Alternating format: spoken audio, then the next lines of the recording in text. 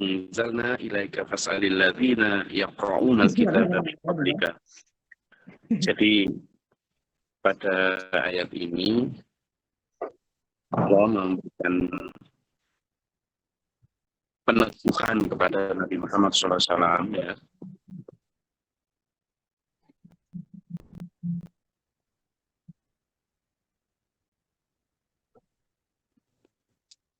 Di situ disampaikan bahwa hai Muhammad, jika engkau ragu gitu ya, jika kemudian engkau ragu dari apa yang telah kami turunkan kepadamu, sekarang gini aja, kamu tanya deh kepada orang-orang yang sudah diberi kitab sebelumnya, mau Yahudi, mau Nasrani, coba kamu tanya ke sana.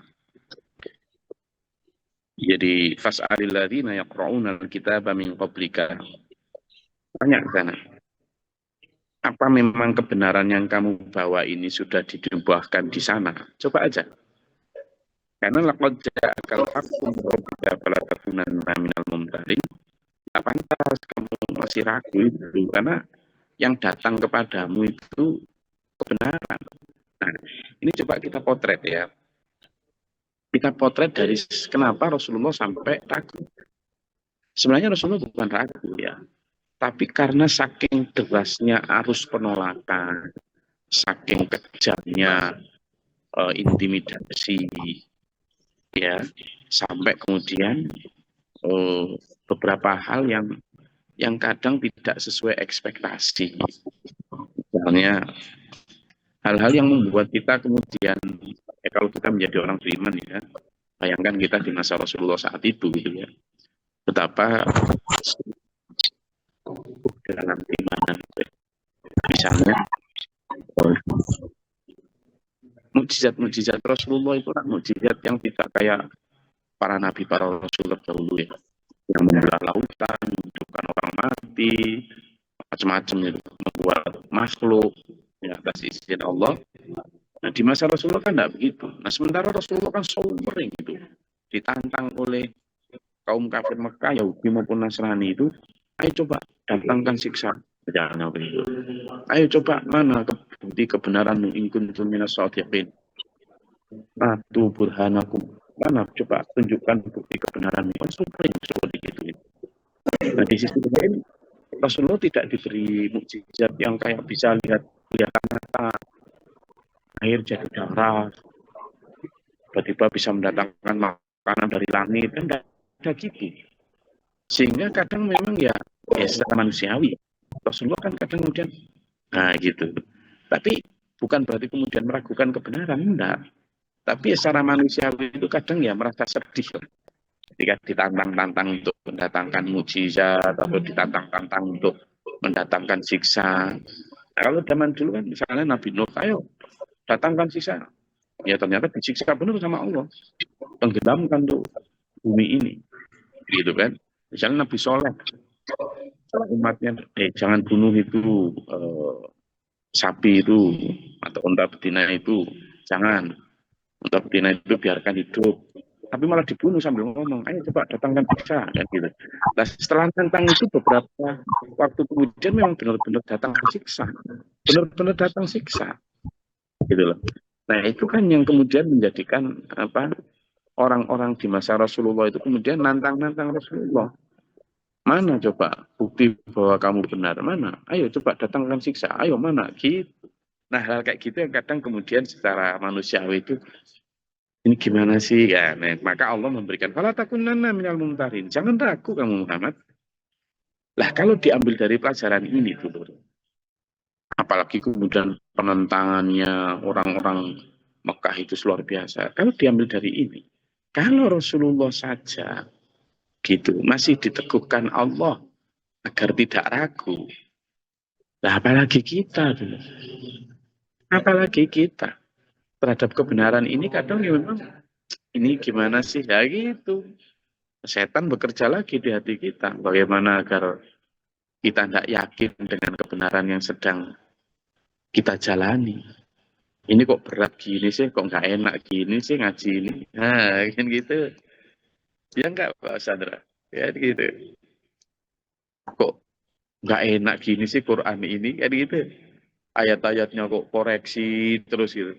Hadis-hadisnya kok, nah gitu. Ya memang ada basyiron, kabar gembira tentang surga, tentang apa, dan lain sebagainya.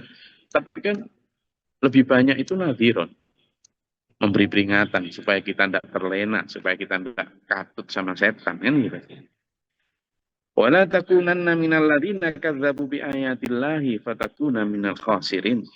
Dan jangan engkau Muhammad ikut atau menjadi orang-orang yang ikut mendustakan itu, jangan. Kata Allah, termasuk kepada kita, orang-orang beriman. Jangan. Nanti orang-orang yang mendustakan ayat Allah seolah-olah di dunia bebas. Seolah-olah di dunia bisa puas. Karena nggak ikuti Allah, ngikuti nafsu misalnya.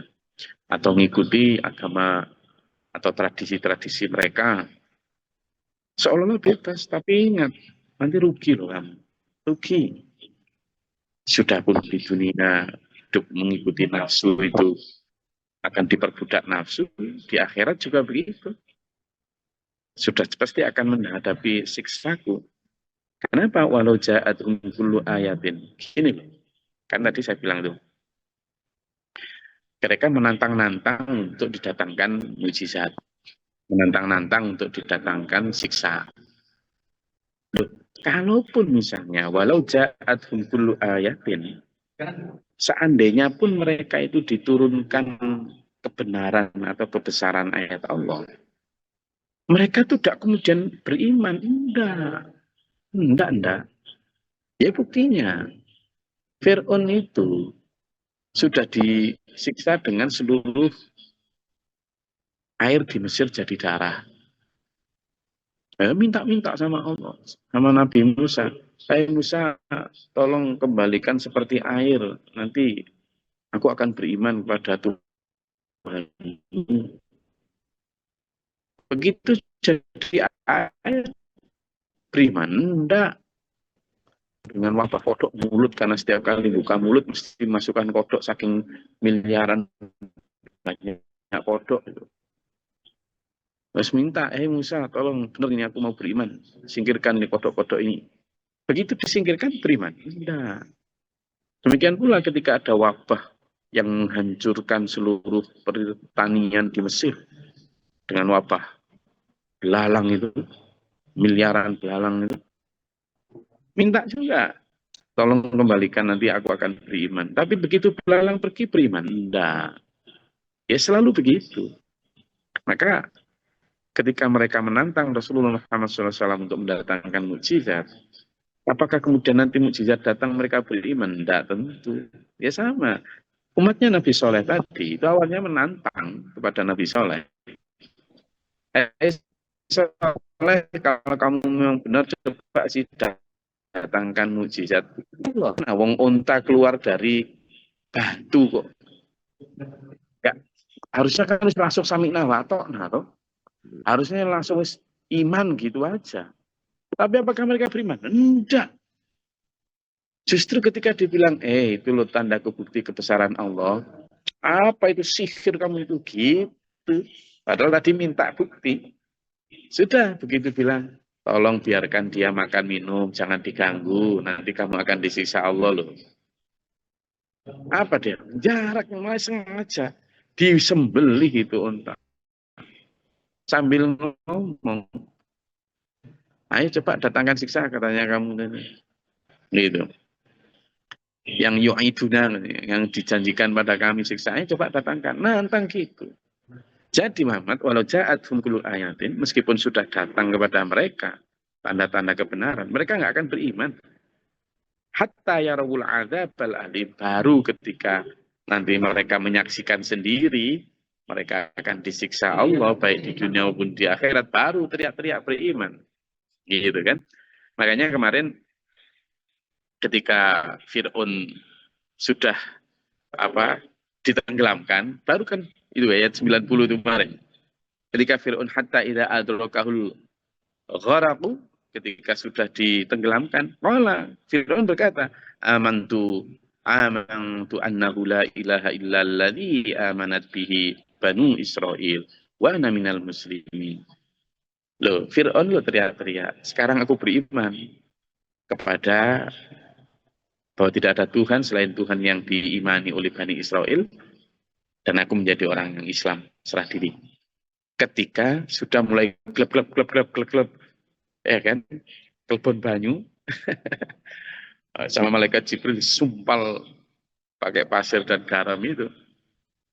Kenapa? Karena al-ana, oh baru sekarang kamu beriman. Waqad asaita qabla wa kunta minal musyrikin. Padahal sebelumnya kamu jadi orang yang durhaka, berpaling dan menjadi pusaka. Sekarang kamu ngomong gitu. Jadi hatta yarawul adzab al-alim itu begitu. Mereka baru kemudian sadar ketika ya sama manusia itu kan gitu ya. Ketika sudah telat baru biasanya tobat. Makanya dalam surat At-Takatsur itu kan juga gitu. A'udzubillahi minasyaitonirrajim. Alhaakumut takatsur. Bermegah-megahan kamu akan melalaikan kamu. Lalai ketika di dunia ya gitu. Ngejar duniawi, berlomba beli ini, beli itu, saling pamer, saling gitulah, antar tetangga, antar kolega, antar teman, punya ini, pengen itu, pengen itu nanti melalaikan kamu. Tapi hatta zurtumul maqabir, baru kamu berhenti dan sadar bahwa itu keliru ketika kamu masuk kubur. Nah itu wes, baru teriak-teriak, lu. Belum sampai kubur itu, belum sampai kubur. Baru ketika nyawa di tenggorokan, itu sudah teriak-teriak itu, nyawa di tenggorokan. Ketika nyawa di tenggorokan, itu dalam Al-Quran surat Al-Munafiqun ayat 9 sampai 10 itu, ya 10 sampai 12 juga itu disampaikan di sana bahwa ketika nyawa sudah di tenggorokan, lalu tahu bahwa dia sangunya kurang, baru ngomong fa'asaddaqo wa akum minas sholihin. Kenapa? Ya Rabbi laula akhartani ila ajalin qarib. Ya Tuhanku, ya a'udzubillahi minasyaitonir rajim. Dia ngomong, Rabbi laula akhartani ila ajalin qarib. Ya Tuhanku, tangguhkanlah nyawaku barang sebentar fa'asaddaqo wa akum minas sholihin. Aku akan bersedekah dan akan menjadi orang soleh itu ketika sudah telat. Minta sama Allah dia. Ditangguhkan nyawanya ketika sudah sakaratul maut. Maka jawaban Allah, wala yu'akhirullahu nafsan idza ja'a ajaluha. Allah tidak akan menunda ajal seseorang ketika sudah datang. Nah, kenapa? Karena wallahu khabirum bima ta'malun. Karena Allah tahu apa yang akan kamu lakukan. Yang kamu lakukan tahu. Nanti kalau kamu diberi waktu lagi gitu ya, kamu balik ke dunia gitu, kamu akan baleni lagi kedurhakaanmu. Tahu Allah. Gitu loh. Dan memang selalu kesadaran itu hatta yarawul adab. Ketika mereka sudah melihat kerugiannya. Makanya di awal-awal Allah sudah mewanti-wanti Nabi Muhammad SAW, jangan Muhammad, laqad ja'akal haqqu min rabbika fala takunanna minal mumtarin. Kamu jangan menjadi orang ragu. Kenapa? Karena kalau sampai kamu ragu, fatakuna minal khasirin, kamu akan menjadi orang yang rugi nanti. Jangan. Jadi wanti-wanti. Dan memang begitu dulu. Jadi beda antara orang beriman berilmu dengan orang yang kafir dan bodoh. Saya ulangi ya. Beda antara orang beriman berilmu dengan orang bodoh dan kafir itu terletak pada kalau orang bodoh dan kafir tahu dosa, tahu kekurangan sangunya, itu setelah dikubur. Maka tidak ada kesempatan apapun kecuali siksa dan penyesalan. Saya ulangi, kalau orang bodoh, orang kafir, itu tahu kekurangan diri, baik dosa maupun kekurangan, itu setelah dikubur. Sehingga tidak ada manfaat apa-apa kecuali siksa dan penyesalan. Tapi kalau orang berilmu beriman, itu tahu dosa dan kekurangan pribadi, kekurangan sangu, sebelum mati. Sehingga ada kesempatan taubat dan perbaikan. Itulah. Itu orang berilmu beriman. Jadi qabla ayyati ahadakumul maut, sebelum datangnya maut. Itu. Jadi ciri orang berilmu beriman di situ. Nah, sehingga kita harus sampai ke sana. Supaya memahami ayat ini ketika Rasulullah Muhammad SAW diingatkan, dibimbing oleh Allah, jangan kamu ragu Muhammad. Itu ya ini. Maka kita juga harus menjadi orang-orang yang prepare sebelum semuanya terlambat. Gitu loh ya. Jadi sekali lagi ayat ini meneguhkan Rasulullah Muhammad SAW dan kita sebagai umatnya agar tidak ragu dalam memilah dan memilih jalan. Ya, jadi kalau Rasulullah tadi backgroundnya adalah karena begitu derasnya caci maki, intimidasi dalam menegakkan kebenaran itu, maka secara wajar kemudian timbul semacam ada, yaitu kayak dalam surat Al-Baqarah ayat 214 itu kan disampaikan, saking kerasnya ad-dharra azulzil, kan gitu. Di ujian yang mau macam-macam, hatta yaqula rasulu walladzina amanu ma'ahu mata nasrullah. Itu kan di situ. A'udzubillahi minasyaitonirrajim. Jadi kamu pikir kamu akan masuk surga padahal belum datang ujian seperti orang-orang terdahulu. Walamma ya'tikum matsalul ladzina khalau min qablikum massathumul ba'sa'u wad-dharra'u wa zulzil. Kan di situ. Mereka ditimpa dengan kekurangan, kelaparan, dengan segala macam peperangan, bencana, ujian-ujian, goncangan. Hatta yaqula rasul walladzina amanu ma'ahu. Sampai orang yang Rasul dan orang beriman sampai nanya, mata nasrullah, kapan ya datang pertolongan Allah? Itu manusiawi. Manusiawi. Nah, pada saat seperti itulah, maka Allah berfirman di sini ini, fala takunanna minal mumtarin. Jangan Muhammad, jangan ragu kamu. Ya, laqad ja'akal haq min rabbika, karena sudah datang kebenaran kepadamu. Jangan. Itu untuk menentukan. Makanya dalam surat yang 214 Al-Baqarah tadi sebut dijawab Allah, ala inna nasrallahi qarib.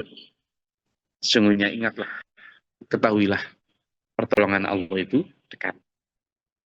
Jadi kalau kita melihat itu, maka ayat ini mengingatkan kita supaya siap-siap sebelum semuanya. Jangan ragu dalam menegakkan kebenaran ini. Jangan malu, jangan ragu, jangan minder, jangan mundur. Saya rasa itu.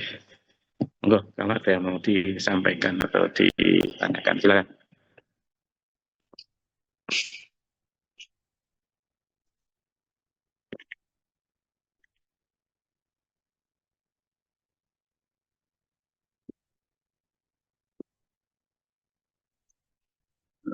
Ya, silakan. Saya tadi sambil mengisi kajian di Al-Muhajirin. Ini juga masih di Masjid Al-Muhajirin.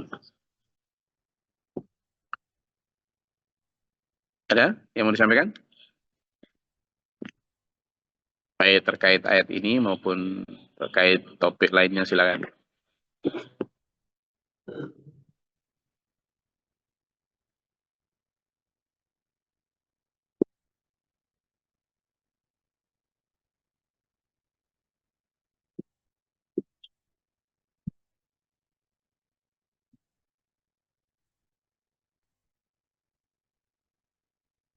Oke, kalau tidak ada, saya rasa cukup kajian kita pada pagi hari ini. Saya hanya ingin menegaskan gini, pesan saya untuk puasa kali ini, benar-benar ayo kita niatkan untuk mencapai goal takwa. Takwa itu wal kadhiminal ghaidha, menahan amarah. Takwa itu wal afina 'anin nas, memaafkan orang yang salah. Takwa itu as-sabirin, sabar. Takwa itu as-shadiqin, selalu menyandarkan kebenaran kepada Quran hadis. Al-qanitin, takwa itu taat. Enggak mikir-mikir kalau diperintah Allah. Sami'na wa ata'na, yang benar. Takwa itu wal munfiqin, selalu berinfak. Infaknya bisarra'i wa dharra'i, baik ketika lapang maupun sempit. Takwa itu wal mustaghfirina bil ashar, selalu banyak berdoa, beristighfar di waktu-waktu malam tahajud. Takwa itu wal afina 'anin nas, bisa memaafkan orang yang keliru, salah. Itu jadi latihan kita dalam puasa-puasa ini, hari-hari kita adalah itu. Selalu melatih diri untuk mampu menahan diri. Puasa mampu menahan dari lapar dan dahaga. Tapi puasa mampukah kita dari menahan ketika dicaci orang tidak balas nyaci? Puasa kita mampu tidak makan, tidak minum, tidak bersetubuh di siang hari. Tapi mampukah kita untuk tidak syahwat terhadap harta-harta benda duniawi yang berlebihan, terutama ketika mendekati Lebaran? Puasa itu memang kita diminta untuk tarawih. Tapi mampukah kita untuk kemudian menanamkan puasa itu nanti sampai setelah puasa Ramadan? Jadi selalu kita dorong ke sana sampai beyond limitation, sampai kita batas-batas itu tinggi terus, gitu. Kalau tahun lalu kita sudah khatam 1 kali, tahun ini khatam berapa kali? Kalau tahun lalu sedekah 10.000, tahun ini 10.000 atau 15.000. Nah itu namanya fastabiqul khairat, selalu berlomba untuk nambah terus, nambah terus, nambah terus, begitu. Oke, dalam hal amal, sehingga semoga Ramadan kita ini diberikan Allah keberkahan, kesehatan jasmani rohani, dan kemudian juga peningkatan ketakwaan kita di sisi Allah ila akhir hayat husnul khatimah. Amin. Allahumma shalli wa sallim barik ala sayyidina Muhammad. Allahumma fil lil mu'minin wal mu'minat wal muslimin wal muslimat al ahya'i minhum wal amwati innaka qaribun mujibud da'wat ya hajah. Allahumma hdina fi man hadayt wa afina fi man afayt wa lana fi man tawallayt wa barik lana fi ma atayt wa qina syarra ma qadayt fa innaka taqdi wa la yuqda 'alayka wa innaka tadillu man walayta la yuzillu man atayt tabarakta rabbana wa ta'alayta wa alhamdulillah wa dayta astaghfiruka wa atubu ilaika wa sallallahu alaihi wa sallam Muhammadin.